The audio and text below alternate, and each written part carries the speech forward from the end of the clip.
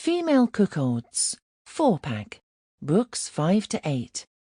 Cuckquean Erotica Threesome Erotica, Lesbian Erotica, BDSM, Erotica, Anal Sex Erotica. Written by Connie Cuckquean. Narrated by Sallybeth.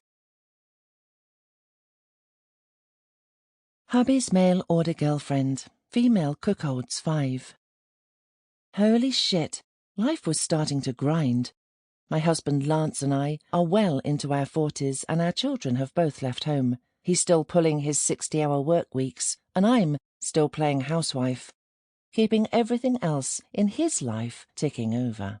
I'd thought about a part-time job, just to break up the monotony, but Lance wouldn't hear of it. He said he wanted to look after me, and that was sweet to hear, but I just wanted a change, and I didn't care too much what it was.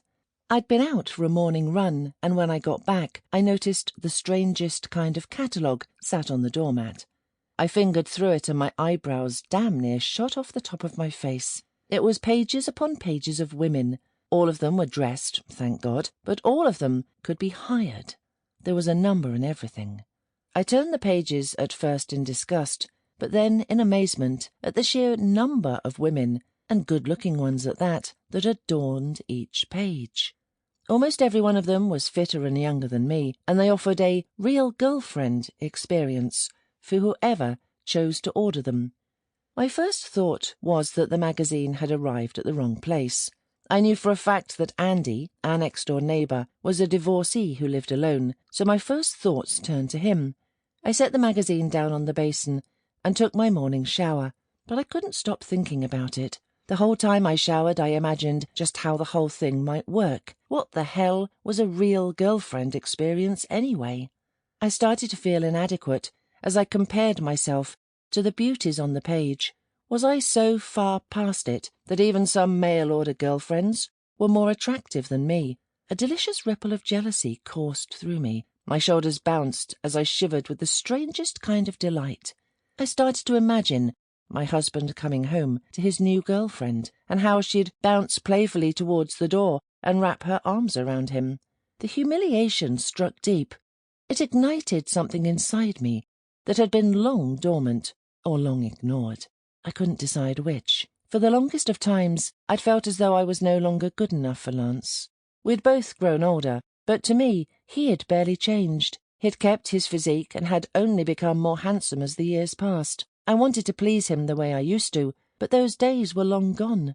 An unfamiliar arousal washed over me as my hands caressed my wet, naked body.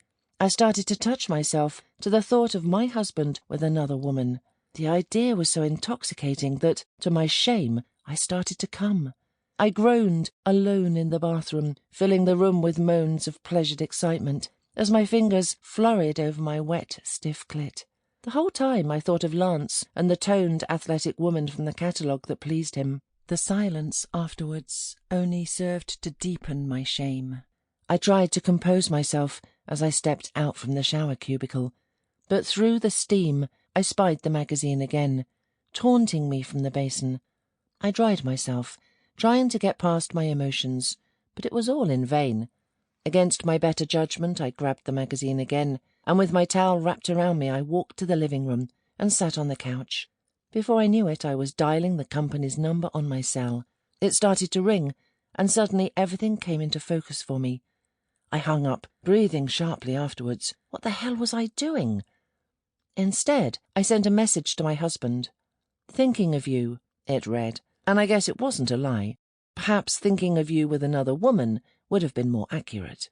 A moment or so later, a love heart emoji was returned from him. I chewed at my fingertip and found myself flicking through the magazine again.